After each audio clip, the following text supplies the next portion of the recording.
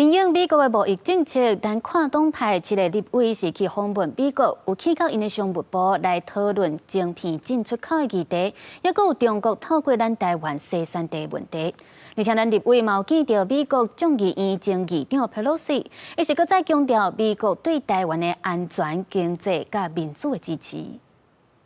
咱立委访问团找伫美国国会会议前众议院长佩洛西，这是佩洛西自2021年访台了后，各会议立法院成员，伊表示家己倍感荣幸。伊也讲，目前北京的威胁愈来愈升悬，美方对台湾的安全、经济甲民主的支持，敢会更较坚定。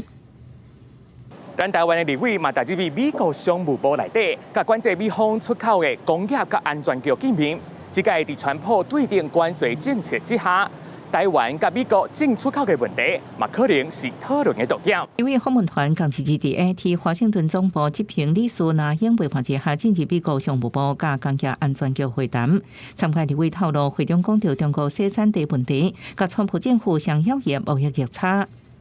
都是希望说台美之间的贸易是继续正向发展，可是当中有一些问题，包括像贸易赤字的问题，像出口管制的问题啊，这些等等，可能未来在谈判的时候，我们必须要有一些准备。美国法规所限制的哈，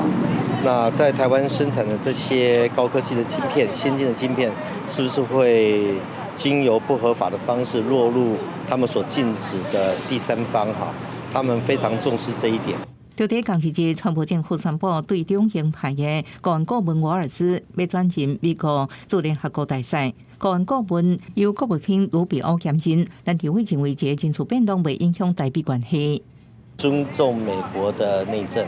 那如果以人事任命来看，那里面也说了 ，Rubio 会移过来。那 Rubio 长期对台湾的支持跟友谊，我相信这个毋庸置疑。国安顾问他是去当驻联合国的大使的话，那将来还是会跟台湾有关啊，因为联合国里面还是会处理到台湾、处理到两岸关系。这摆跨党派7个立委也拜访亲近川普政府的智库传统基金会、甲民策母公司、美台华府办公室，为参观下各角度甲美方保持联络。公司国际记者美国华府报道。